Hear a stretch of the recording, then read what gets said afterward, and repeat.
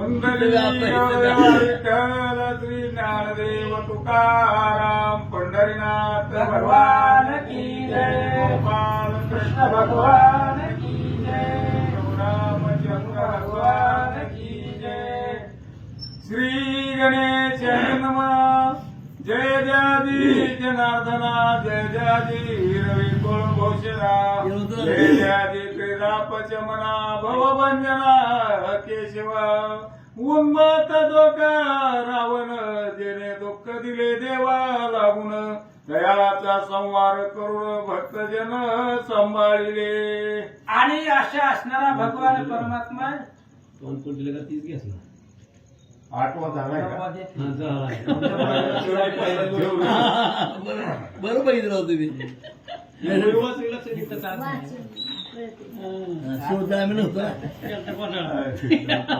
लक्षात आले असतील गणेश श्रीरामचरित्र अतिसुरस परिसतांत करणी उल्हास सांडोनी आठव विसरास राममय झाले। रामचंद्राचं चरित्र आहे, अतिशय सुरस आहे, सुंदर आहे। आणि हा ग्रंथ याच्या आधी आपण कधी ऐकला नाही का? तुम्ही ऐकलाय कधी ग्रंथ? ऐकलं पहिलं पण ऐकलं नाही, दुसरं ऐकलं हा। आणि ही रामचंद्राचं चरित्र अतिशय सुरस आहे, अंतकरणामध्ये अतिशय उल्हास आहे, म्हणून हे असणारं चरित्र ऐकत असताना वृत्ती अंतकरण राममय झालं पाहिजे। वाचाय रघुवीर महिमा विशेष शोधावया धाविनले, मानस तवते उन्मत होनी निशेष राममय झाले। रामचंद्राचा महिमा आहे आणि रामचंद्राचा महिमा अतिशय श्रेष्ठ आहे, म्हणून भगवंत अंतकरणावरती सत्ता भगवंताचे, म्हणून श्रोत्याचं अंतकरण हित आहे का घरी आहे ही पाहण्यासाठी भगवान परमात्म्याने एक मनुदूत पाठवला, पण त्याच्या लक्षामध्ये आले की श्रोत्यांचं लक्ष मंदिरातच आहे, कथेवरच आहे। वाचा बुद्धी धावली वेगे करून गणावया जगद्वंद्याचे गुण, तवते बौद्ध रूप होऊन राममय झाली। आणि बुद्धीनं विचार केला, चला म्हणले भगवंताच्या गुणाचं वर्णन करावं, म्हणून भगवान परमात्म्याचं गुण आठवण्यासाठी बुद्धीनं धाव घेतली, पण त्या गुणापाशी आल्यावर रामचंद्राच्या चरित्रापाशी आल्यावर बौद्ध रूपानं बुद्धी तिथं स्थिरावली गेली असं सांगतात। चितास आला वेस वर्णावया योध्यादिस, ते चैतन्य रूपे होनी विशेष राममय झाले। बुद्धीला स्फुरण आल्याबरोबर चित्ताला आवेश आला, म्हणजे बुद्धी तिकडे गेल्यावर चित्त बी तिकडे पाहिजे, म्हणून चित्त सुद्धा भगवंताच्या कथेकडे धावलं आणि कथेला आल्यानंतर चित्त ही चैतन्य झालं, त्या परिपूर्ण परब्रह्मामध्ये चित्त समरस झालं आणि राममय होऊन कथेचा आनंद घेऊ लागला। पास घाली अहंकार पावेन राम कथाब्दीचा पार, तो ब्रह्मानंदे पुढे साचार निरहंकार होनी। अहंकाराने कास घातली, कंबर खाऊन अहंकार पुढे आला आणि अहंकाराने सांगितलं राम कथेचा पार जे आहे शेवट शोधण्याचा प्रयत्न करू, जमल का? अहो 100 कोटी श्लोकांचं वाल्मिकी ऋषींनी लिहिलेलं रामायण आहे, म्हणून नाथ महाराजांनी सुंदरकांडामध्ये कोणी सांगितले ग्रंथ असंख्य आणे आण तेथेही आणे आण निरूपण, माझे असे भावार्थ रामायण सावधान अवधान। असंख्य ग्रंथ भगवंताच्या चरित्रावरती आहेत, रामायणाचे असंख्य ग्रंथ आहेत, वेगवेगळे निरूपण तिथं आहे, पण रामकथेचा अंत कुणाला लागला नाहीये असं सांगतात। ऐकत रघुनाथ चरित्र निचळ ठेले श्रवणी, चित्त त्वचा आनंदमय होत इतर स्पर्श टाकून। आता इंद्रियाचा जी काय असणारा ज्ञान इंद्रिय आहेत, ते ज्ञानेंद्रियाचा विषय चालू आहे, त्वचा स्पर्श, आणि ती असणारी त्वचा सुद्धा या कथेला आनंदन आनंदमय झाली आणि राम कथेचा स्पर्श व्यतिरिक्त दुसऱ्या स्पर्शाला चिटकावं असं त्वचेला वाटत नव्हतं असं सांगतात। राम पावया वेळोवेळी लक्षुनी घेतली आळी, रसना आनंदे नाचू लागली राम चरित्र वर्णावया। डोळ्यांनी विचार त्याला दुसरं असणारं ज्ञानेंद्रिय डोळा आहे आणि त्या डोळ्याने विचार केला रामचंद्राचं स्वरूप पाहू म्हणून डोळे राम स्वरूप पाहण्यासाठी आले. रसना ते असणारे रसना म्हणजे जीभ आणि ते असणारे रसनेनं त्या रामकथेचं वर्णन करण्यासाठी तिला आनंद वाटला. रामाच्या राना कमलीचा मृद सेवा वयाग्रान झाले मिलिंद यव सर्व इंद्रिय वृंद रघुनाथाशी लीन झाले. आणि अशा पद्धतीने म्हणून जे काही घ्राण आहे, घ्राण म्हणजे नाक, रामकथेचा आस्वाद घेण्यासाठी ते सुद्धा आतुर झालेलं आहे. एवं सर्व इंद्रिय पंच ज्ञानेंद्रिय असतील पंच कर्मेंद्रिय असतील ते सगळे रामकथेला आल्यानंतर एकरूप झाले आणि भगवंताच्या कथेचा आनंद घेऊ लागले. वक्ता म्हणे दस इंद्रिया ते जीवेशी भाग्य आले अद्भुते रघुपतीचे गुण वर्णिते ब्रह्मानंदे करोनिया. आणि ग्रंथकर्ते सांगतायत दश इंद्रियाला आपल्या असणाऱ्या पंच ज्ञानेंद्रिय आणि पंच कर्मेंद्रियाला आवेश आलेला आहे. त्याच्यामुळे जिभेचं सुद्धा भाग्य आहे. ज्या जिभेमधून रामचरित्र वर्णन करतात ते जिभेचं भाग्य आहे. नाहीतर बाकीच्या लोकांच्या मुखामधून नाही ती बाहेर पडतं. होय, त्याच्यामुळं जिभेमधून सुद्धा रामकथा बाहेर पडण्यासाठी त्या जिभेचंही भाग्य लागतं आणि ते भाग्य आहे म्हणून रामकथेला आली असं सांगतात. श्रोते म्हणती अमुचे श्रवण दस इंद्रिय माझी धन्य पुढे बोले कथा अनुसंधान अश्वमेधीचे सुरस. श्रोत्यांनी सांगितलं महाराज बास करा म्हणली. दश इंद्रिय पंच इंद्रिय सगळे या कथेमध्ये येऊन बसलं. पुढं अश्वमेधाची कथा येईल आणि पुढे असणारी अश्वमेधाची कथा ऐकण्यासाठी कान आतुर झालेले म्हणून पुढची कथा सांगा. वक्ता म्हणे सावधान श्रवण करा संत सज्जन शेष सांगे वाचयाना लागून त्याची तुम्हासी निवेदितो. आणि मग अशा पद्धतीने शेष महाराज सांगू लागलेले वत्सायन ऋषीला आणि ग्रंथकर्ते दत्तदास श्रोतेंना विनंती करतायत. पुढची कथा लक्षपूर्वक ऐका. पूर्व आद्यची कथन राम पोसिले अगस्ती लागून आमुचे वंशेष आदी करून अश्वमेध कर्म मुक्त झाले. आणि मग पाठीमागच्या अध्यायामध्ये आपण ऐकलं रामचंद्रांनी विचारलं होतं अगस्ती ऋषींना पापाचं परिहार सांगा. त्यावेळेस त्यांनी सांगितलं अश्वमेध यज्ञ करा आणि अगस्ती ऋषींनी सांगितलं रामचंद्र तुमचे अनेक पूर्वज अश्वमेध यज्ञाला तरुण गेलेले आहेत म्हणून तुम्ही सुद्धा तेच करा. आईशे निवेदिले ती मद प्रती तरी यज्ञ करणे निश्चिती सकळ दोरेते दान होती आईशी शक्ती अश्वमेधी. आणि रामचंद्रांनी विचारलं महाराज तुम्ही आताच सांगितलं की सगळी दुरित सगळी पाप अश्वमेधाने संपतात. एवढं सामर्थ्य एवढं पुण्यवान अश्वमेध आहे. खरंच एवढा शक्तिमान आहे का शक्तिशाली आहे का असं भगवंत बोलतात. आता हे ऋषीश्वर कैसा तयाचा विचार अश्वाचा रंगरूप प्रकार निवेदन करी मज लागी. महाराज अश्वमेध यज्ञ करायचा मग त्याच्यासाठी घोडा पाहिजे. मग तो घोडा कोणत्या वर्णाचा कोणत्या रंगाचा असावा कसा असावा त्या घोड्याचं स्वरूप सांगा.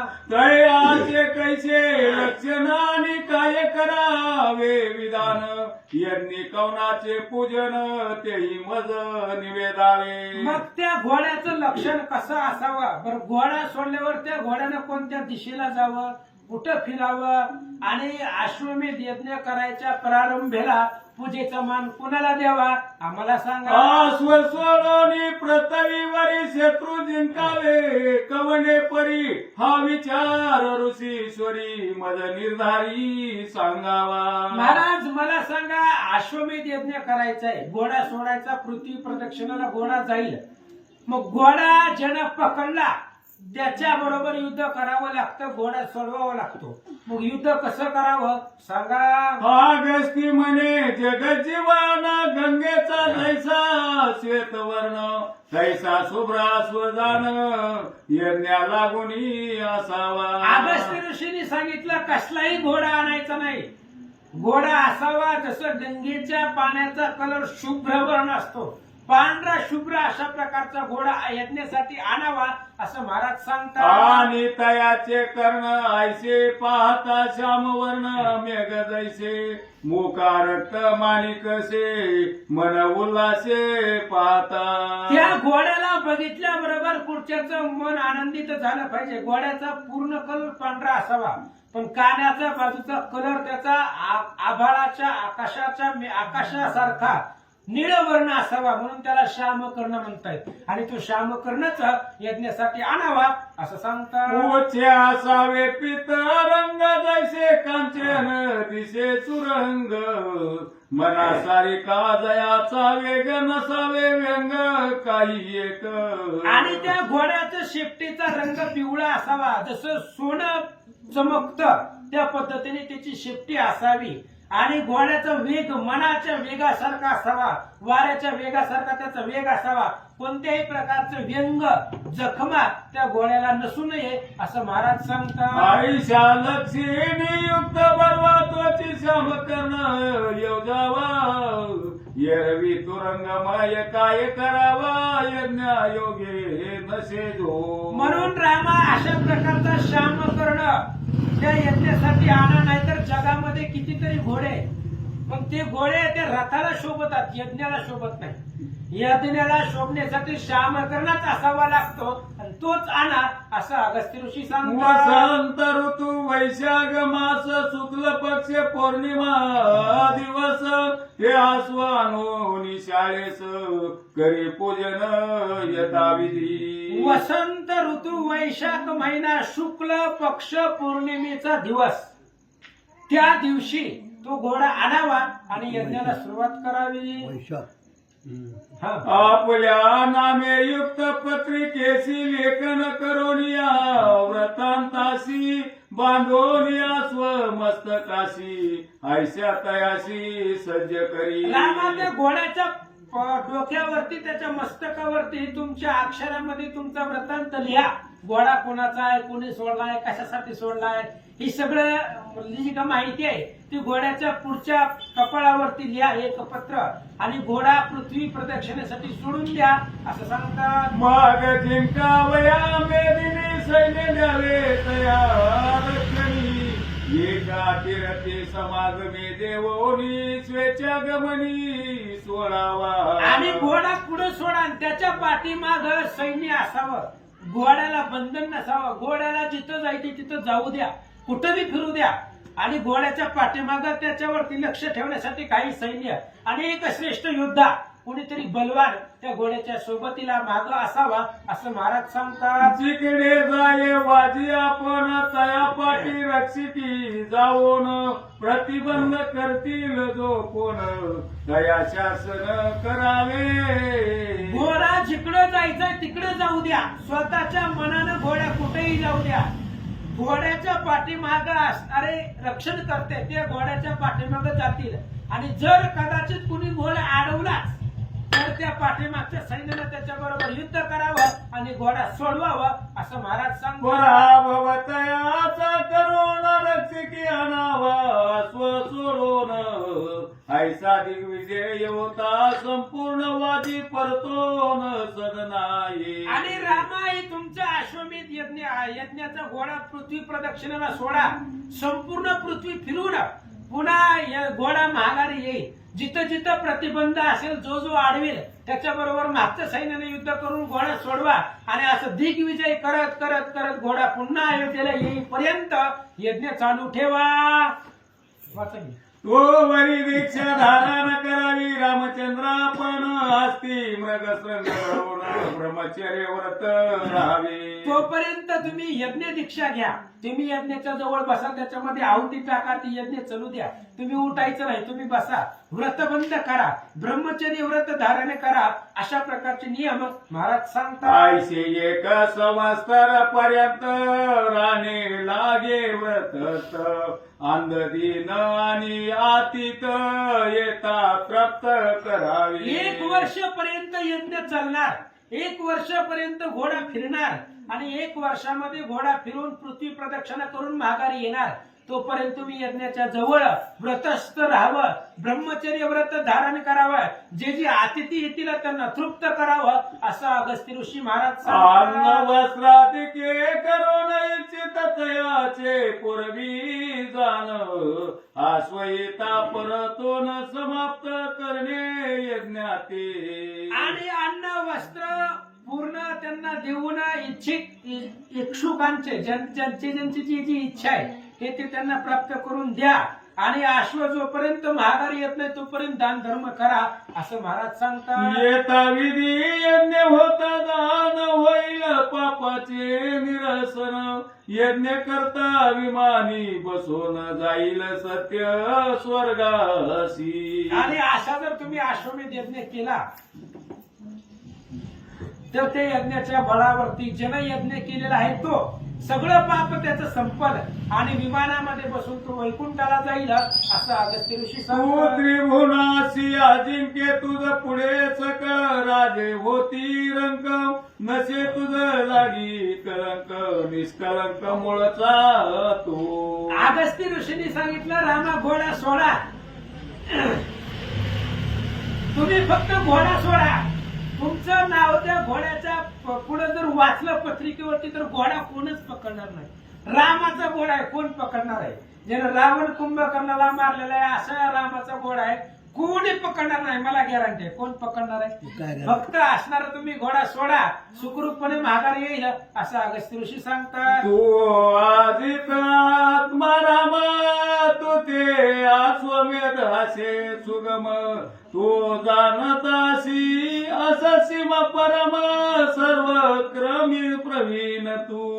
तुम्ही अजित आहात, आत्माराम आहात, परिपूर्ण परब्रह्म आहेत, सर्व जाणणारे तुम्ही भगवंत आहात. तरी हा यज्ञ करिता जाणा कीर्तीने भरेल त्रिभुवन अन्य लोक सुखा ते पावन होय समाधान सकळांचे. रामा तुम्ही अश्वमेध यज्ञ करा, असं जर केलं तर तुमची असणारी ब्रह्मांड कीर्तीने भरून जाईल आणि पुण्यही प्राप्त होईल, असं सांगतो. आईशी अगस्तीचे प्रेम भरित वचन ऐकून या सीताकांत मग वदे मुनी प्रत अश्वशाळेत चढावे. आणि अशा पद्धतीने अगस्त्य ऋषींनी सांगितल्याबरोबर रामचंद्रांनी सांगितलं, महाराज तुम्ही आमच्या असणाऱ्या घोड्यांच्या शाळेमध्ये, म्हणजे शाळा म्हणजे घर, तिथं अनेक अश्व ठेवले जातात, तिथपर्यंत तुम्ही चला आणि स्वतः घोडा निवडा. सकाळ तुरंग पहावे समकरणाते निवडावे तयानो निया जीवे भावे आरंभावे ऋतू कर्म कर्म.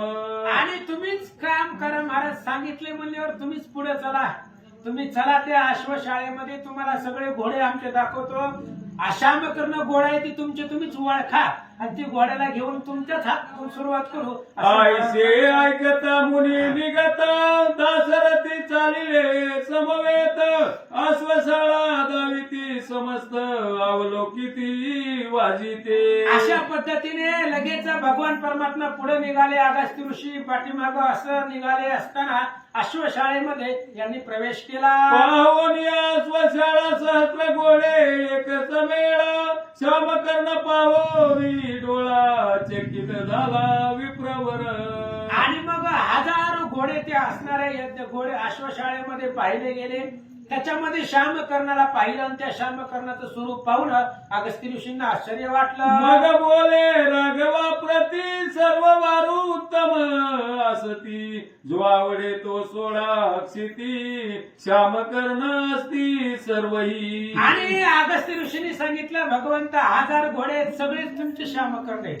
त्याचं आम्ही वर्णन पाहिलं आणि सगळेच घोडे सुंदर आहेत, तुम्ही कोणता बी एक घ्या आणि यज्ञासाठी त्याची नेमणूक करा, सगळेच श्यामकर्णच आहेत, असं अगस्त्य ऋषी सांगतात. स्वशाळा पाहून आनंद झाला माझ लागून आता कोणताही आस्व घेऊन यज्ञ साधन करावे. भगवंता तुमच्या असणाऱ्या अश्वशाळा पाहिली, मनाला समाधान वाटलं. सगळेच श्यामकर्ण आहेत तुमच्या अश्वशाळेमध्ये, त्यामुळे कोणताही घोडा घ्या आणि यज्ञाला चला असं महाराज बोलतात. ऐशा गस्तीचे ऐकून वचन निघाले मुनी सवर्तमान आले शरीर तीरा लागून पाहिले स्थान यज्ञाशी. अगस्त्य ऋषीचं बोलणं ऐकल्या बरोबर भगवंताने एक घोडा, कोणताही एक घोडा घेतला आणि शरयू नदीच्या किनाऱ्यावरती आले.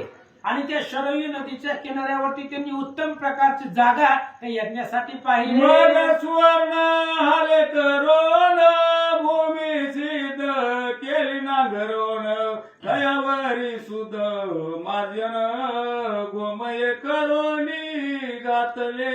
सोन्याचा नांगर होता आणि त्या सोन्याच्या नांगरानं ती जमीन जी होती, विडी वाकडी असेल, चढ उतार असेल, ती नांगरून जमीन सपाट केली, जागा शुद्ध केली. त्याच्यावरती गोमूत्राचं सिंचन केलं आणि जागा पवित्र केली. ती भूमी अति विस्तीर्ण औरस चौरस 4 योजन वरी मंडप केला शोभायमान ऐके वर्णन तयाचे. आणि ती भूमी अतिशय विस्तीर्ण होती. औरस चौरस म्हणजे लांबी रुंदी, त्याची लांबी रुंदी 4 योजन होती अशा प्रकारची. आणि वरती मंडप टाकलेला होता. त्या मंडपाचं वर्णन वाचा. नीलमण्याची उतारी सुरेख पाचूचे स्तंभ सोबती देख हिऱ्याची तुळ वटे प्रकाशक माणिकांचा झोक चौकडे मध्ये भाग सकळ जडिताचा ऐसा मंडप तेथीच थाटपात भितारांचा सुशोभित दिसत पै मोतिकाच्या सोबती झालरी पाचूचे रावे मंडपावरी कोकिळा गाती नाना परी मंजुळ स्वरी रामगुण 4 दिशा लागून 4 द्वारे राखिले जाणाय मंडप पाहता मन आनंदले सकळांचे. अशा पद्धतीने मंडप जी महाराजांनी वर्णन करून वाचलं, शुद्ध वाचन आहे त्याच्यामुळे सगळ्यांच्या लक्षामध्ये आलेलं असेल. अशा प्रकारचा मंडप होता आणि मंडप पाहिल्यानंतर सगळ्यांचं मन आनंदित झालं. चंद्र सूर्य ऐशा ज्योती मंडपा माझी प्रकाश ती सहस्रावधी विदू लता लता भासती जगमगित चौकडे. त्या मंडपामध्ये ज्योती होत्या लावलेले आणि असणाऱ्या त्या ज्योतीचा उजेड चंद्र सूर्याच्या प्रकाशा एवढा 1000 विजा चमकावे तेवढं तेज त्यांचं होतं. कपा मंडपाचे मध्ये भागी कुडे सुरेख घातली वेगी एक रथ वचिष्ठे आपुल्या अंगी केले जाणं सकळीक. आणि त्या मंडपाच्या मध्यभागीला कुंड तयार केलेला आहे, निर्माण केलेला आहे. आणि ते कुंड यज्ञकुंड तयार केलं वशिष्ठ महाराजांनी स्वतःहून पुढे सरकून त्यांनी ते काम केलं. मग वचिष्ठे सकळ ऋषी कारण पाठविले आमंत्रण यावे अश्वमेधा लागून रामदया घन पावया.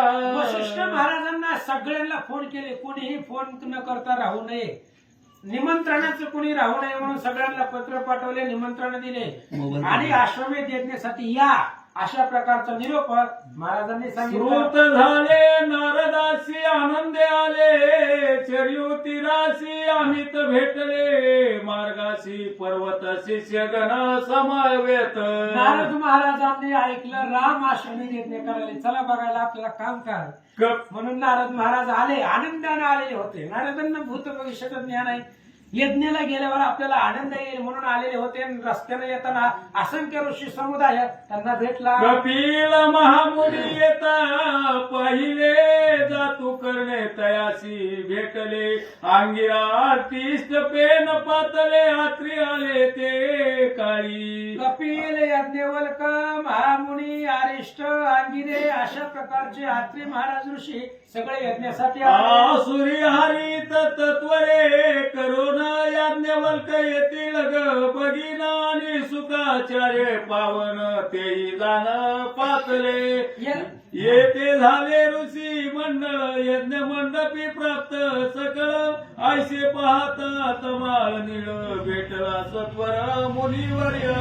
अशा पद्धतीने सगळे असणारे ऋषी मंडळी, शुकाचार्य आहेत, यज्ञवल्क आहेत, सगळे आलेले होते. रामचंद्राला पहिलं दर्शन घेतलं. रामाने सगळ्यांचा मान सन्मान केला. आसनी बैसवोनिया सकळाशी केले अर्धपाद्य पूजनाशी साष्टांग करोनिया प्रणिपाताशी वदत ऋषीशी ते काळी.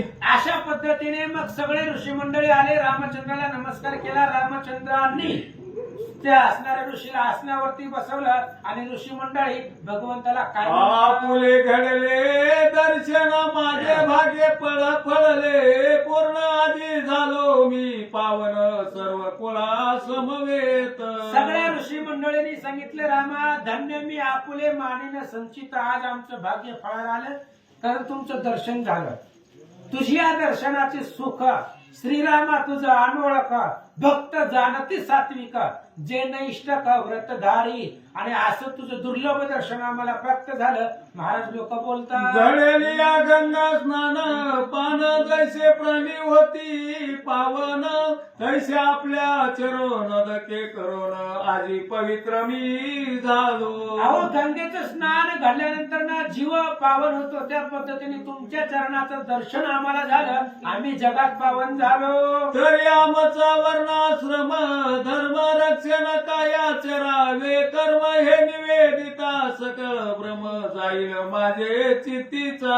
म्हणून आमचा असणारा वर्ण धर्म सगळं असणारं जी काही कार्य आहे कर्म आहे ती सगळं तुमच्या चरणी अर्पण असं ऋषी मंडळी बोलतात. ऋषी म्हणती श्रीरामा तुझा गादसे महिमा लोकहिता लागी पुरुष उत्तमा धरोणी प्रेमा पुससी पै. आणि अशा पद्धतीने बोलल्यानंतर ना रामचंद्र म्हणून ऋषी लोक म्हणतायत, भगवंता तुमचं असणारं दर्शन आहे आणि लोकहितालागी तुम्ही असणार प्रेमानं आम्हाला विचारतात असं बोलतात. तू सकळ धर्माचा नियंता पावची स्वधर्म आचरता तोची धर्म तुझे सांगता बुद्धी कायशी आमुची. ऋषी मंडळी म्हणतात, रामा आम्ही तुम्हाला काय सांगावं, तुम्ही सगळं जाणता.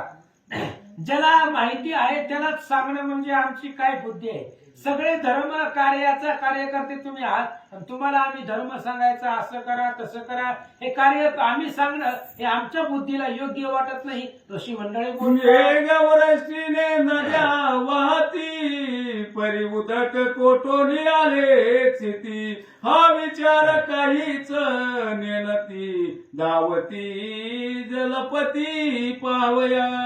आणि पावसाच्या वृष्टीनं नद्या नाले समुद्र भरून वाहतात, पण पाणी कुठून आलं हे काहीच कुणाला विचार कळत नाही असं सांगतात. जे उदकी उदक मिळाले तेव्हा मूळ एक वटले तैसे धर्म मूर्ती ते धर्म सांगितले सहज पावले पूर्वस्थिती. आकाशातून पाऊस पडतो आणि ते पावसाचा पाण्याचा संग्रह एकत्र होतो आणि नद्या नाले फुल भरतात. तसं आकाशातलं पाणी खाली मिळून एकत्र होऊन पाण्याचा प्रवाह वाहतो.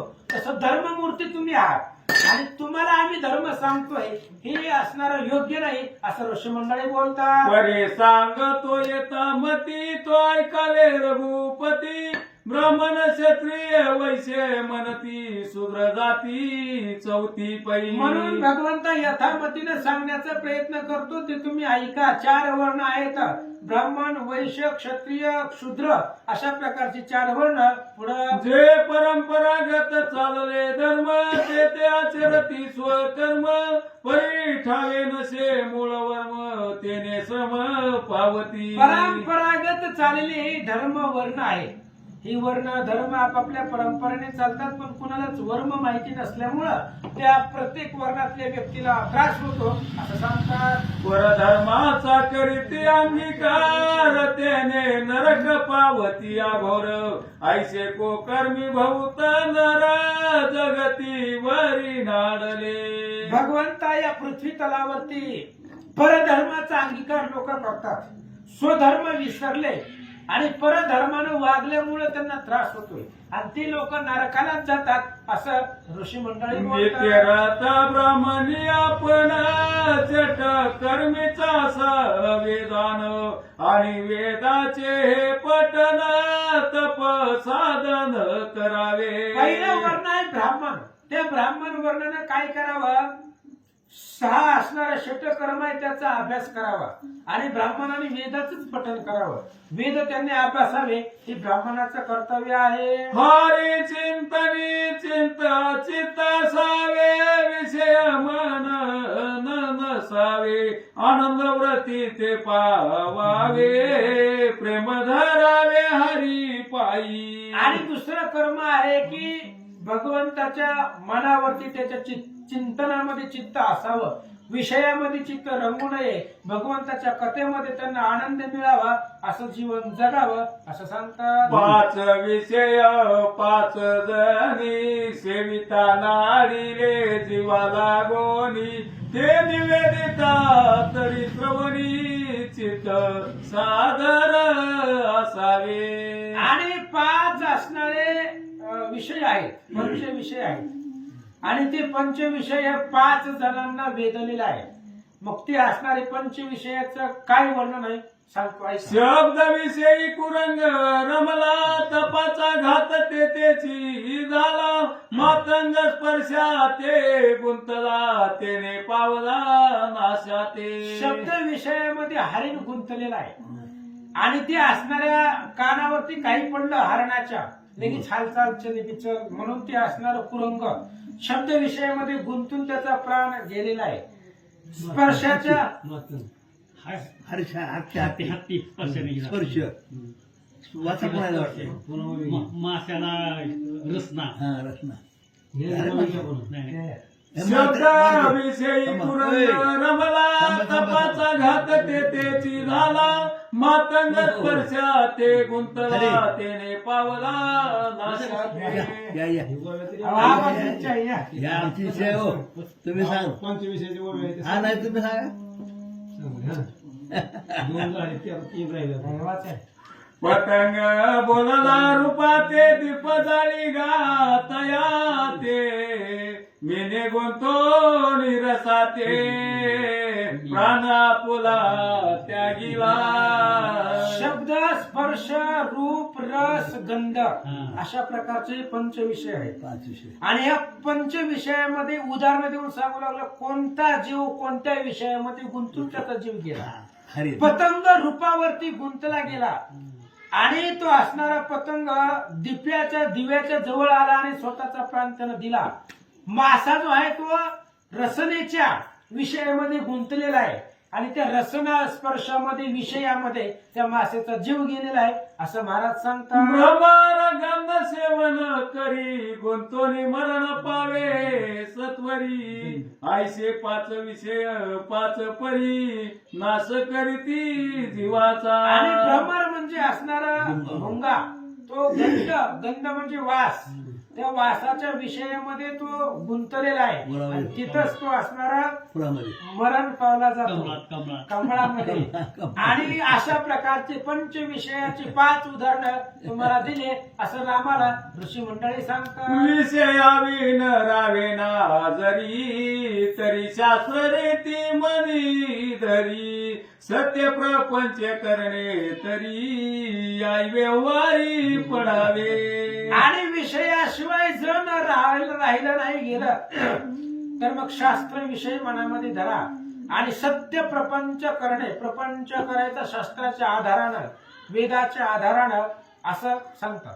विप्रग्रस्त आश्रम आचारिती तरी तई संकट पडता प्राणांती नीच सेवा न करावी निश्चिती हेची रीती तयाची. विप्र म्हणजे ब्राह्मण लोक गृहस्थ आश्रम करतात पण जीवनामध्ये अडचणी आल्यावर संकट आल्यानंतर ना वाईट कर्माने ते वागत नाहीत आणि त्यांनी वागू नये. संकट जीवनामध्ये येत असतात पण संकट आल्यानंतर ना वाईट कर्माचं आचरण करू नये असं सांगतात. ऋतुकाळी स्वस्त्रियेशी संग करावानीची येसी सोड सदीन होता येसी मग संघाशी योग्य नसे दिवसा स्त्री संग करिता जाण आयुष्य पडे नागवन देह पावनिया पतन प्राणहरण करी काळ जयसी म्हणती सायकाळ तीच होय राक्षस वेळ ते समोग देता जन्मती बाळ दैत्य केवळ मारुती भाषा तुम्ही राम वाचतील दोघांना 4 महिना बी 5 झाले आणि पूर्वी 5 श्री गणेशाय महा श्री सीतारामचंद्राभ्याय महा भरपूर झाले आज जयसी म्हणती सायंकाळ तीच होय राक्षस वेळ बरोबर आहे ना? जयासी म्हणती सायंकाळ तीच होय राक्षस वेळ तै संभोग देत जन्मती बाळ दैत्य केवळ दुष्टते. श्री गणेशाला वंदन करून सरस्वतीला वंदन करून आणि सर्व भाविकाला वंदन करून कथेचं अनुसंधान असं आहे की ब्राह्मणांनी कसं वागावं. कारण जे काही शेतकरी ब्राह्मण असतात सगळे शास्त्र पुराणे सगळे जाणतात त्यांनी कसं वागावं ह्याच्याबद्दल यांनी माहिती सांगितलेली आहे की प्रपंचात असताना आता ब्राह्मणाचा जो प्रपंच असतो लग्न आता त्याचं झाला तो प्रपंच करताना कसा करावा की नियमानं वागावं. आणि जर म्हणले असे काही वेळेस जर काही चुकून त्यांच्या हातून घडलं त्याचा आपल्याला म्हणजे पश्चाताप व्हावा लागतो. तर ज्या ज्या वेळेची काही कर्म करायचे असतात ती नियमानं करावी. आता त्यांनी सांगितलं या भोगाबद्दल की बाबा सायंकाळच्या वेळेला म्हणजे दिवस मावळाच्या वेळेला जर संभोग केला त्याच्यापासून जी होणारी संतती आहे ती राक्षस वृत्तीची जन्मती. आपण रामायणात कथा ऐकली की रावण कुंभकर्ण राक्षसी वृत्तीच्या जन्माचं काय कारण आहे. वडील ऋषी होते पण हे राक्षसी वृत्तीच्या जन्माचं काय कारण आहे तर त्यांच्या पत्नीनं दैत्य कुळातले असल्यामुळे की ऋषीला संभोग मागितला होता आणि ऋषीने सांगितलं तेव्हा म्हणले आपल्या म्हणले धर्मामध्ये हिनं असं का म्हणले गेला सुचावं. तर त्यांनी आत्मज्ञानाने विचार केला त्यावेळी त्यांना कळलं आणि शेवटी त्यांनी तिला विचारलं तेव्हा म्हणले तू कोण आहे. शेवटी तिला शाप देईल म्हणल्यानंतर तिला खरं सांगावं लागलं. म्हणून म्हणले ज्या ऋषीनं ते रावण कुंभकर्ण दैत्य कुळामध्ये एवढे आता मागा सांगितलं ते ब्राह्मण होते पण त्यांना जन्म का त्या कुळामध्ये मिळाला तर ती काही म्हणजे आई वडिलांसोबत चूक असते तसं म्हणले घडलं. म्हणून हे जे काय ब्राह्मणाने नित्यनियमानं का कसं वागावं त्याच्याबद्दल माहिती सांगितली. आणि पितृ आत्मा कवन्या हे परमनीसी त्रिभोगी ततयासी अघोर नरकासी घालिती. आणि त्यांनी सांगितलं तेव्हा म्हणले आता एखाद्या आपल्या घरी म्हणजे महाल असतात पित्र तिथं असतील तेव्हा म्हणले वडिलाचं काय असते म्हणले पुण्यतिथी असती अशा वेळेस म्हणले असे काही वाईट कर्म करू नये असं या ठिकाणी सांगत आहे. ऋतुकारी 4 दिन स्पर्श न करावा कांते लागून अवशिष्ट राहिले 12 दिन तयाचे विधान ऐके पार. आणि त्यांनी सांगितलं की बाबा म्हणजे स्त्री ऋतुस्नानामध्ये असताना त्याने संभोग करू नये.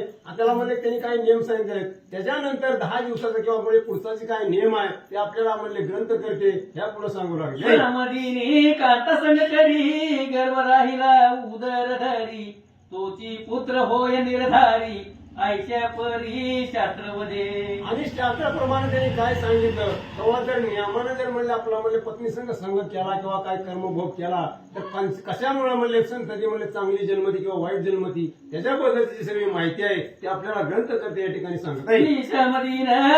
संघ तोच कन्याचा जाण योग लागेल जीवाची हृदय रोग धड चांग मिळे कैसे. आणि मग त्यांनी सांगितलं की बाबा म्हणजे कोणत्या दिवशी जर कोणता संभोग जर केला तर त्याला म्हणले मुलगी जन्माला येते आणि मुलगी जन्माला येऊन कोणाच्या स्त्रीला काही म्हणजे आजार जातात म्हणजे असं जी काही शास्त्रीय कारण आहे ती त्याच्याबद्दल ग्रंथ करते माहिती सांगत आहे. कन्या दानाचे फळ पृथ्वीदाना समान केवळ सालंकात करिता निर्मळ सकळ कुळ उद्धरे. मग त्याच्यामुळे म्हणले जर मुलगी जर जन्माला घालायची असेल तर आपण म्हणले शास्त्राचा नियम धरूनच म्हणले पुढचं सगळं कार्य करावं लागतं. कारण पृथ्वी म्हणजे एक म्हणले आपलं मुलगी म्हणजे पृथ्वीसारखी आहे म्हणले पृथ्वी दान दिल्याचं फळ मिळतं म्हणले मुलीचं कन्यादान करून दिल्यावर. म्हणून म्हणले मुलगी कशी जन्मावी तर सोजवळ जन्मावी चांगली जन्मावी रोगिष्ट किंवा आजारी असल्या मुलगी जन्म नये. कारण आपण जर कर्म चांगलं केलं तर संतती चांगली होत असती. तसं म्हणले आणि ब्राह्मणांनी कसं वागावं कसं नियमानं वागावं त्याच्याबद्दल माहिती सांगितली. शास्त्राधारे संग करी तो मानावा ब्रह्मचारी जया माते समान परणारी त्रिभुवना भीतरी धन्य तो. आणि जगामध्ये वावरत असताना किंवा प्रपंचामध्ये वावरत असताना आपली पत्नी सोडून इतर स्त्रियाकडे आईप्रमाणे बघावं असं एक त्यांचं त्यांनी सांगितलं, नियम सांगितला. आणि असा जो म्हणले नियमानुसार वागून जर म्हणले कर्म करीत असला किंवा प्रपंच करीत असला तर तो ब्रह्मचारी समजावा असं या ठिकाणी सांगत आहे. शिवचंद्र असेच दिनी तो संगा लागुनी शुभचंद्र साधित चंद्र वदनी कीर्तिवंत बाळ उपजे. आणि म्हणजे सर्व म्हणजे आता अशुभचंद्र म्हणजे ग्रह नाही कुठं काय असं जर काही गोष्टी असल्या तर संभोग करू नये. आणि जर सगळा पौर्णिमेचा चंद्र जर असा स्वच्छ असला आणि त्यावेळेस जर म्हणले काही संघ झाला किंवा म्हणले त्यांचा म्हणले गर्भ राहिला तर स्वजीवन म्हणले पुण्यवान किंवा म्हणले चांगली मुलं जन्माला येतात असं म्हणले त्याने शास्त्रावर धरून जर म्हणले सगळा प्रपंच केला तर पुढे काय घडतं त्याच्याबद्दल माहिती सांगतात. आता ऐका नक्षत्र फळ मग आणि ते गमूळ ते भोगे त्याला केवळ होईल वेळगळ कारटे. आणि मग आपण आता म्हणले आपण नक्षत्र बघतो. आता एखाद्याला जर म्हणले पोरग झालं आणि त्याने खोडकर निघालं तर सरळ लोक म्हणतात ही काय कार्ट म्हणले मूळ नक्षत्रावर जन्माला दिसते. म्हणून नक्षत्र बघून सुद्धा म्हणले प्रपंच करावा. म्हणजे जे जे काय आपण वागतो त्याच्याबद्दल आपण म्हणले पुढचं म्हणले भवितव्य घडत असतं. तसं म्हणले नक्षत्र बघून सुद्धा म्हणले प्रपंच करावा असं यांनी सांगितलं आहे. शेष नक्षत्रे पंचविशी ती संघाशी शुभ असती परी तयाचा प्रकार निश्चिती दिदा असे जाणपा. आणि पुढचे म्हणले 5 नक्षत्र त्यांनी सांगितलं. जर त्या नक्षत्राच्या नियमानं जर आपण प्रपंच केला तर म्हणले ते चांगलं म्हणले आपल्या संततीच्या पण त्याच्यातही काही नियम आहेत आणि ते नियम मी तुम्हाला सांगतो असं ग्रंथ करते आपल्याला सांगत आहे. पुष्य नक्षत्राचे ठाई सुचिरभूत होऊन पाही जो स्त्रिये चिरम विषयी तयाची सुपुत्र फळ होय.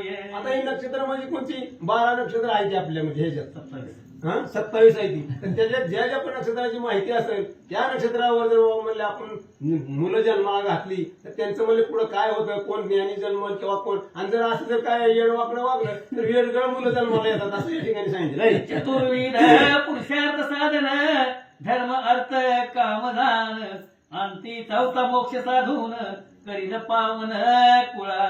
आणि जर आपण बाबा शास्त्राच्या नियमाप्रमाणे जर वागलो तर म्हणजे 4 पुरुषार्थ आता यांनी कवच्या आता ही रामायणामध्ये सांगितले 4 पुरुषार्थ म्हणजे राम लक्ष्मण वरती 4 पुरुषार्थच आहेत. तसा म्हणजे 4 पुरुषार्थ परमार्थ आपलं प्राप्त करणारा मुलगा जन्माला येईल असं या ठिकाणी सांगत आहे. उदरी पुत्र व्हावा एक जो कुळासी न लावी कलंक गाजवी कीर्तन त्रिलोक भगीरथ ख धन्य तो. आणि कुळामध्ये जन्म कसा मुलगा कसला जन्माला यावा तर त्याचा म्हणले त्रिभुवनामध्ये डंका वाजावा असला मुलगा जन्माला यावा म्हणले. नाहीतर जन्मून तरी त्याचा काय उपयोग आहे किडा मुंग्यासारखा. म्हणून म्हणले जर शास्त्राच्या नियमाप्रमाणे जर वागलं प्रपंच जर केला तर अशी मुलं जन्मतात असं या ठिकाणी सांगत आहे. आपुले पितर जे सगळ त्यांचा व्हावा उद्धार भागीरथी आणली भूमीवर तोची उपकार झाला जगी. आणि मग त्यांनी रामालाही त्यांनी रुचीने माहिती सांगितली किंवा म्हणजे आपला जो म्हणले पूर्वज होता सगर राजा त्यानं म्हणले पृथ्वीवर म्हणले ती भागीरथी नदी आणली म्हणली. मग असं म्हणले वडील असल्यावर त्याच्या पुढे म्हणजे मुलं जन्माला म्हणले चांगली जन्मणार असं त्या ठिकाणी आणि माहिती सांगत आहे. तप करीत दारुण श्रीपती झाला प्रसन्न गंगा सोडील चरणापासून परिल पवित्री नयन जटे माझी. आणि मग म्हणले त्याने ज्या वेळेस म्हणले त्या सगर राजाने प्रार्थना केली शंकर भगवंताची त्यावेळेस म्हणले त्यांनी पृथ्वीवर गंगा सोडली. आणि ती कुठनं तर जटेमधनं लपवून म्हणले ती गंगा पृथ्वीवर सोडली असं म्हणले. पूर्वीची काय रामाच्या म्हणजे ह्याच्यामध्ये वंशामध्ये जे काही कथा घडल्या ते म्हणले ऋषी आणि ते रामाला सांगत आहे. ते वैसरा तपाला गुण प्रसन्न झाला मदन दहन गंगा सोडी जटेतून जाणू माझी धारण केली. आणि मग म्हणले त्या सगर राजाने ज्यावेळेस प्रार्थना केली त्या शंकर भगवंताची तपश्चर्या केली त्यावेळेस त्यांनी आपल्या जटेमधून गंगा म्हणले तयार केली आणि जाणू म्हणजे मांडीपासून म्हणले अशी पृथ्वीवर त्यांनी सोडली असं या ठिकाणी सांगत आहे. तया जाणू ऋषीच्या ठाई तपा बैसला ते समयी सोडविल ते जाणविलवलाही भगीरथ जाण प्रयत्न. आणि त्या जटेमधून जी निघालेली गंगा होती त्याने आपल्या जानूमध्ये मांडीमध्ये दाबून धरली होती. मग तिथं काय झालं म्हणले तर जणू म्हणले नावाचे ऋषी तयार झाले तिथं ती नदी दाबून धरल्यामुळं आणि त्याच्यामुळे म्हणले त्या जानून म्हणले जणू ऋषीनं म्हणले तिला पुन्हा मुक्त केलं असं या ठिकाणी माहिती सांगत आहे. तरी काळ वेळ चंद्र नक्षत्र संग काळी शुभ सर्वत्र आपण सुचिरभूत पवित्र तया पुत्र होयायचा. म्हणून त्यांनी सांगितलं जर बाबा जर त्या म्हणजे शास्त्राच्या नियमाप्रमाणे जर प्रपंच केला तर अशी सद्गुणी मुलं जन्मतात. ह्याच्याबद्दल त्यांनी माहिती सांगितलं. आणि जरी येडवाकडे काय म्हणले नक्षत्र बघितली नाही ती कुठं काय बघितलं नाही तर म्हणले मग अशी वेळी वाकडी येडगळ मुलं जन्मतात. असं त्यांनी आपल्यासाठी जे काही एवढं सांगितलं ते आपण प्रपंच कसा करावा आणि कसं वागावं ह्याच्याबद्दल यांनी सांगितलं. आता एका विवारीती अष्टसंख्ये करून असती आर्ष विवाह उत्तम बोलती म्हणून करती सज्ञाने. आणि मग म्हणले आता आपण लग्न करताना विवाह करताना कसा करावा किंवा म्हणले काय बघावं नेमकं ते म्हणजे त्याच्याबद्दलची जी काही माहिती आहे ती ग्रंथ करते आपल्यासाठी या ठिकाणी सांगत आहे. कन्यादान समय जाण वसासह गोप्रदान देता तयावरा लागून फळ अधिक दानाचे. मग म्हणले आता दान आता करताना आपण आता हुंडा देतो किंवा म्हणले कन्यादान करून लग्न देतो तर जी जी काय आपल्याला द्यायचंय जावायला युवायला जी काय आपल्याला भेट वस्तू द्यायची ती चांगल्या असाव्या. गाय देताना म्हणले भाकर किंवा आटलेली गाय देऊन द्यायची म्हणून दान म्हणून किंवा ब्राह्मणाला देताना सुद्धा चांगली गाय सोजवळ द्यावी चांगली दूध देणारी असावी दष्टपुष्ट असावी असं म्हणजे शास्त्राचा नियम या ठिकाणी सांगत आहे. ऐसा उत्तम विवाह सोडून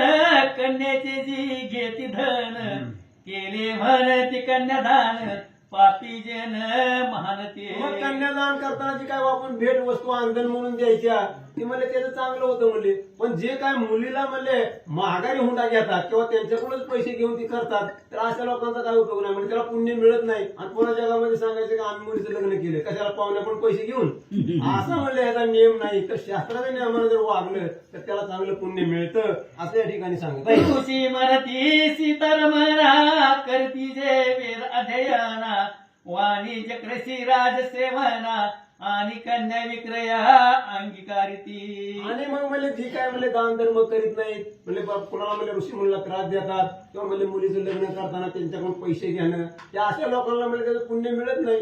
लग्न केलेलं किंवा एखाद्या म्हणले दान धर्म केलेलं तर असं वाईट लोकांबद्दल असं या ठिकाणी सांगत आहे. स्नान संध्या दिन करीती आणि परधर्म आचरिती आपुले कुळ नरक प्रती नेती निश्चिती अधमते. आता ही माहिती कुणासाठी सांगितली तर ही ब्राह्मणासाठी सांगितली. आता अजून पुढच्या ह्याच्यात येईल उद्याच्या अध्यायात येईल किंवा आता येईल वैश्यासाठी काय क्षत्रियासाठी काय चार जी वर्ण आहेत त्या चारही वर्णासाठी ही माहिती सांगा. आता फक्त ब्राह्मणाचं चालू आहे ब्राह्मणाने कसं वागावं म्हणून या ब्राह्मणाबद्दलची काही सगळी माहिती असावी. शेतकरी ब्राह्मण असावी ज्ञान सांगताना त्याचं काय म्हणलं आपल्याला घेऊन ये जेवढी दान दक्षिणाची तेवढीच घ्यावी चांगलं पुण्यकर्म करावं सुचिरभूत राहावं अशी जी जी काय ब्राह्मणाबद्दलची माहिती आहे शेतकरी ब्राह्मण असावे त्यांच्याबद्दल माहिती सांगत आहे. ग्रहस्थाश्रमी असता जाण मुख्य करावे अन्नदान बळमुळादी करून रागी अर्पावे. आणि मग त्यांच्या घरी जर बाबा एखादा मागायला कोणी अतिथी आला त्यांच्याकडे आता ब्राह्मणाकडे तर जमिनी पहिल्या चांगल्या होत्या त्यांच्याकडे जे काय आपल्याला धन जर आपल्या जवळ असलं तर दान धर्म करायला काय हरकत नसती. दारातला आलेला अतिथी विनमुख जाऊन द्यायचा ना. मग म्हणले तुम्ही काही थोडं का दिला पण तसा परत जाऊन द्यायचा नाही असे ते म्हणले ब्राह्मणाची वृत्ती असावी असं याच्याबद्दल सांगतात. सतपात्र अतिथीसी दान करीत निचेसी गोप्रधानाचे पुण्य त्याची प्राप्त होय अनायसे. सत म्हणजे सतपात्री म्हणजे कसं चांगल्या परीने त्याला बोलवावं त्याचे म्हणले अतिथी घरी बोलवून त्याची पूजा बिजा करून त्याला भोजन घालावं. असे जे काही शेतकरी ब्राह्मण किंवा म्हणजे चांगली लोक असतात दान धर्म करतात त्यांना पुण्य मिळतं म्हणून म्हणले दान करताना सुद्धा चांगलं दान करावं असं याबद्दल सांगत आहे. जे ते अतिथी सत्कार होय निरस होऊनी परत जाय ते अन्य जन्मीच्या पुण्याचा लय सत्य जाण होत असे. किंवा त्यांनी सांगितलं जर असं जर अतिथी विनमुख महागाई गेला तर त्याच्या मनात म्हणजे तो काहीतरी शाप देत असतो आपल्याला काहीच वाढलं नाही किंवा त्याचं मन दुखावलं जात असतं. मग म्हणलं ह्यांचं काय होतं तर जी काय पाठीमागचं पुण्य जे ह्यांच्या पदरात असतं त्याचा सुद्धा क्षय होतो. मागचं जी काय पुण्य असती ती सुद्धा नष्ट होते अशा लोकांची असं याबद्दल सांगत आहे. अन्न न देता अतिथीसी आपण करी भोजनासी दयान नव्हे पापरासी भक्षिता जाण तयाने. किंवा आपल्यापाशी अन्न आपल्यापाशी आहे किंवा आपण जेवायला बसलो आणि एखादा जर माणूस भुक्याला आला आपल्या भाकरीतली भाकर अर्धी जरी त्याला जरी त्याचं पुण्य मिळतं आणि त्या आल्याला जर म्हणले आपणच खायचं आणि त्याला काही द्यायचं नाही अशी जर वृत्ती धरली तर त्यासारखं पापी कुणी नाही असं या ठिकाणी सांगतात. आणि तयाच्या ग्रहीचे अन्न देव पितरन घेती जाण मानवी न करीती भक्षण ज्ञाते जन तयस्थानी. आणि मग म्हणले असा जर कोणी माणूस असेल तर ज्ञानी लोक असल्याच्या घरी म्हणजे जेवत सुद्धा नाही ती किंवा त्याचा अन्न सुद्धा घेत नाही ती दुसऱ्या घरी जातेली पण असल्या पापी लोकांचं अन्न ती सेवन करीत नाही ज्याला कळतं तीच आता ज्याला कळत नाही ती काय कोणाचं खाते त्याचा विषय नाही पण ती ज्ञानी आहे ती असल्या भ्रष्ट लोकांचं अन्न कधी घेत नाही ती असं या ठिकाणी सांगत आहे चेष्टी आणि अष्टमीस भक्षण करिता तैल मांस तयासी असे महादोष मरतीवर जे करावे. आता त्यांनी काय षष्टी म्हणजे 6व्या तिथीला आणि 8व्या तिथीला जर बाबा म्हणले तेलगट किंवा मांसाहार जर केला तर त्याला तीही नाही म्हणले असं या ठिकाणी जे जे काही शास्त्राच्या विरुद्ध वागतात त्याच्याबद्दल हे सांगत आहे.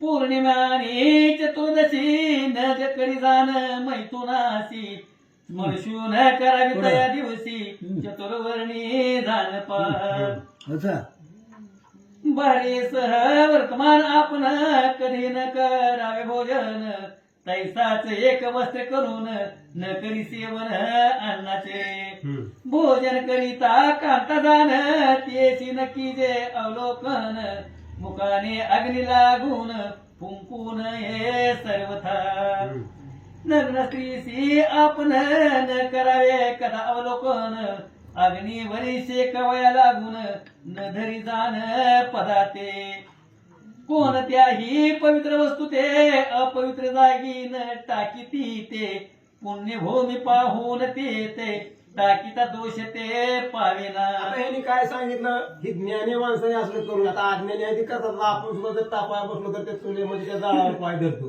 त्यांनी सांगितलं वाघणीवर कधी पाय धरू नये म्हणजे जे जे काही नियम आहेत शास्त्राचे ते अज्ञानाला माहित नसतात पण ज्याला कळतंय त्यांनी ते निदान असं करू नये असं यांच्याबद्दल सांगत आहे.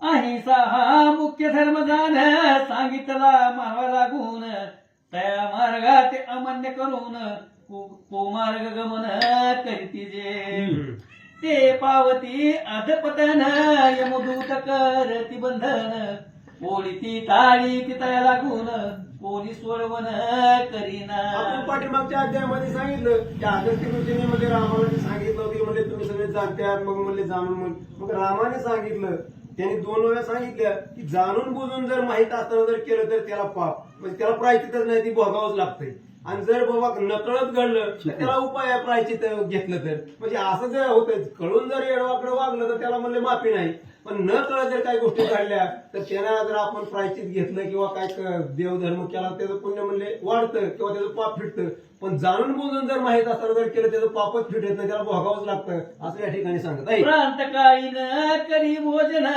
तैसेच सायंकाळी जाण हे अकाळ असती पूर्ण भक्षिती दुर्जन त्यावेळी. मग काही लोकांना कधी जेवावं हे सुद्धा कळत नसतं टाइम टेबलच नाही पहाटे तरी जेवायचं नाही तर मग रात्री 12 वाजता तरी जेवायचं मग काही जेवणाची वेळ आहे का मग असे जे काही लोक असतात यांच्याबद्दल सांगितलंय हे राक्षसी वृत्तीचे असतात म्हणून म्हणले शास्त्राप्रमाणे वागावं दिवस मावळाच्या अगोदर म्हणले जेवण करावं किंवा सकाळी दिवस उगवल्यानंतर देवपूजा झाल्यानंतर जेवावं शास्त्र नियमाप्रमाणे वागावं ते असं असलं तर म्हणजे चालतं पण ज्यांना काही कळत नाही का पहाटे बी जेवायचं रात्री 12ला बी जेवायचं म्हणजे त्याच्यामुळे यांनी असे आपल्याबद्दल माहिती सांगितली. पुरेशा बघाईचे मैथून जे कोणी पाहती जाण तयाची होय अधपतन म्हणून सुज्ञन देखती आकाशामधून इंद्रचाप ते देखता महापाप येऊन यमाते कोप होईल ताप अनिवार्य.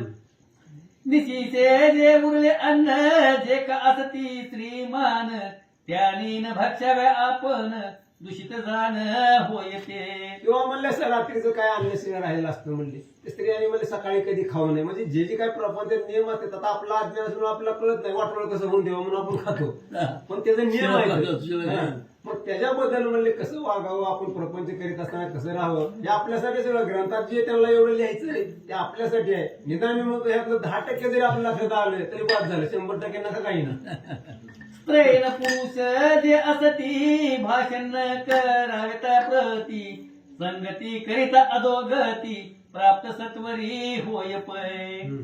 दुर्गुण लागे सकळ गोड सद्गुण जोडता अवघड आईची जगा माझी रूढ धरीती आवड दुर्गुणाची. आणि जगात म्हणजे कसं आहे वाईट गोष्टी माणसाला लवकर म्हणले लवकर आवडतात आणि जर म्हणले चांगलं वागायचं म्हणलं तर अवघड आहे, कारण सगळं म्हणले करावं लागतं नियमाप्रमाणे, आणि इथं तर नियमानं वागायला जमत नाही. मग वाईट गोष्टी माणूस लवकर म्हणले अंगीकार करतो, पण चांगल्या जर गोष्टी जर करायच्या म्हणलं तर सगळं नियमानं वागावं लागतं, आणि ते माणसाला म्हणजे त्रास वाटतो त्याचा. म्हणून बरीच लोक परमार्थाकडे वळत नाही. परमार्थाकडे वळलं की नियमानच, शास्त्राच्या नियमानच चालावं लागतं. त्यामुळे कुणी येत हा, म्हणून इकडे कोणी येत नाही, आता त्याचा नियम आहे असं या ठिकाणी सांगत आहे. गीत वाद्यादिकांचा घोष तेथे नसावी इच्छा विशेष, तयाच्या संगती घडणे दोष म्हणून उल्हास नसावा. जे एकाने सेवी गेले ते तुझ्याने जरी घेतले, तरी ते सेवन नोहे भले म्हणून आपुले आपणासी. गोष्ट कोणाचं नाही. भग्न पात्रा माधारी भोजन करणे दोष भारी, घर पले अन्न नर नारी भक्षण करावे सर्वथा. आता आपल्यात कसं असतं, गरीबी असते, काही लोकांच्या घरी भांडी नसते ती. आता सगळ्याच्या घरी यायची, पण पूर्वी असं असायचं की गोरगरीबाला भांडी नसायची, मग गाडच्या भांड्यात जेवायचं, फुटक्या ह्याच्यात जेवायचं, करपलं खायचं, शिळं खायचं. म्हणजे अज्ञान होतं, काही माहिती नव्हतं, आणि पोट भरायचं म्हणून लोक काही करायची, पण त्यांना माफ होतं. आता कळून जर त्यात वागायचं म्हणलं तसं खायचं तर त्याला दोष लागल असं या ठिकाणी सांगत आहे. भिजव्या पायी करून तैसे तू शिष्ट असता जाण, कोठे न जावे आपण उत्तम लक्षण झाले. करीती मानवाची स्तुती तयाची मूळ म्हणती, जे का भगवत पुनानवाद घाती तेच तरती भवसागरी. मग आता आपण काय करतो, आपल्याला जर एखादा चांगला बोलला किंवा मध्ये तो कसला का असणार, पापी असू द्या काय असू, त्याची स्तुती करतो आपण, कारण आपल्याला चांगलं म्हणतो किंवा काय देणं घेणं करतोय. तर तसं न करता जे काही शास्त्राच्या नियमाप्रमाणे वागतात, जे काही संत आहेत, देवाचे भक्त आहेत, अशा लोकांची स्तुती केली तरी चालती. व कोणाची त्याचं खायला मिळेल स्तुती करायची असे जर असतील तर ते पापी असतात असं या ठिकाणी सांगत आहे. दुसऱ्याचे वर्म जे काही ती आपुले लपवून ठेवी, ते जाणावे पापमती तया जाची ती यमदूत. किंवा म्हणलं आपण जसं वागतो तसं आपलं झाकून ठेवायचं, नेहमी लोकांचं म्हणले वाण उघड करायचं, हे असं वागतो तसं वागतो. तू काय करतोस यांना सांगायचं काय, तू आपलं आत्मचिंतन अगोदर करा. आपण ज्यावेळेस चांगलं वागवता लोकांना नाव ठेवावे किंवा चांगलं म्हणावं. आपण नीट वागायचं नाही, लोकांना नाव ठेवायचा आपला अधिकार नाही. असे जे काही लोक असतात ते पापी असतात, महामूढ असतात असं या ठिकाणी सांगत नाही. ग्रहस्थाश्रमा लागून धर्म बहुत असती जाण, परी सांगितले कार्य कारण कठीण जाण आश्रम हा. आता त्यांनी सांगितलं हा ग्रस्त आश्रम म्हणजे प्रपंच करायचं म्हणजे अवघड आहे. प्रपंचात म्हणले की पाप पुण्य सगळं चांगलं वाईट येतं, तर म्हणजे आपल्यासारख्याला जर म्हणले सगळं शास्त्राच्या नियमानं जर वागायचं म्हणलं तर अवघड आहे. तरी सुद्धा त्यातून सुद्धा मार्ग काढून किंवा चांगला मार्ग निवडावा, थोडं पुण्य करावं किंवा देवाची भक्ती करावी. प्रपंच करीत असताना आयुष्यात म्हणले चांगलं वाईट हातून पाप घडणं ते घडतच असतं, पण त्यातून सुद्धा म्हणले काही चांगला मार्ग काढून देव पूजा अर्चन करावं असं या ठिकाणी सांगत आहे. ऋषी म्हणती रामाला ग्रहस्थाश्रम ऐसा जाण, पुढे वानप्रस्थाचे साधन तुटीत तुझला निमित्तो. आणि त्याने ऋषीने सांगितलं की म्हणजे आतापर्यंत जी काही व्यवस्था आहे ते ग्रहस्थ आश्रमाच्या सांगितलं. ग्रहस्थ आश्रमात म्हणले कसं वागावं किंवा काय करावं, काय पाप पुण्य लागतं. पण वानप्रस्थ आश्रम म्हणजे म्हणले ही प्रपंच सोडून वानप्रस्थ आश्रमात कसं वागावं, तो म्हणले प्रपंच सोडून देवधर्म करावा किंवा काय तपस्या करावी, हे कसं करावं ह्याची माहिती मी तुला सांगतो असं या ठिकाणी ऋषी सांगतात. वर्तमान आपण आठवा एकलेची जाण, निसिदिन सेवावे कानन घालून आसन बैसावे. आता आपल्यातली लोक काय काय मोरस्तोर प्रपंच सोडित नाही.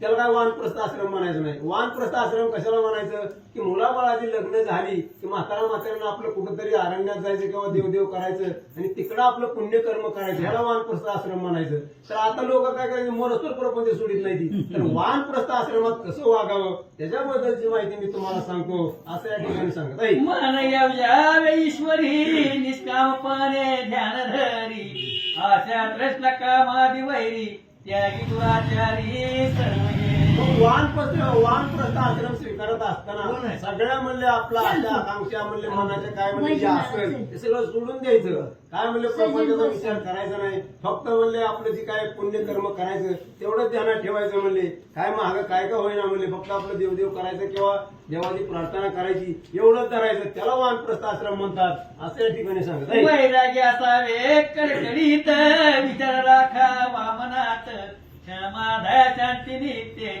भूत मात्री असावी. आणि मन कसं असावं तर वैराग्य असावं. सगळ्याकडे पाहण्याचा दृष्टिकोन सारखा असावा. सर्व भूती दया असावी किंवा म्हणजे कुणाबद्दल द्वेष किंवा कुणाबद्दल राग मनात आणू नये असं या वानप्रस्थ आश्रमाचे जे काही नियम आहेत असे या ठिकाणी सांगत आहे. शेषमाने वाचनासी धर्म सांगितला रघुपतीसी तेने संतोषला मानसी पुढील कथेस श्रवण करी. आणि ग्रंथकर्ते आपल्याला म्हणतात की बाबा या वात्सायन ऋषीनं हे प्रभू आपलं अगस्त्य ऋषीनं प्रभू रामचंद्राला ही अशी कथा सांगितली की बाबा प्रपंचात वागताना शास्त्राच्या नियमाप्रमाणे कसं वागावं. आणि पुढचा जो भाग आहे ते आपला ग्रंथकर्ते पुढच्या अध्यायात सांगते असं या ठिकाणी ती सांगितलं. कथा असे सुंदर अश्व सोडतील प्रतिमवर श्रवण करिता आग पाप साचार नाश पावेल सकळांचे. विष्णू मनी उत्सुकता केव्हा चालले विश्वमेध कथा परी होते जनी कृपा करिता आनंद वाटे वाटते अशी. आणि उद्याच्या अध्यायामध्ये काय तर उद्याच्या अध्यायामध्ये प्रभू रामचंद्र अगस्त्यच्या म्हणण्यानुसार घोडा पृथ्वीवर सुटतील आणि म्हणले ते ऋषी म्हणले सगळं की पुढचा अश्वमेध यज्ञाला सुरुवात होईल. यज्ञ कसा करावा या ठिकाणी त्यांनी सांगितलं. आणि आजचा कथाभाग संपला. उद्याचा कथाभाग पुढे आपल्याला सांगतो. रामचंद्र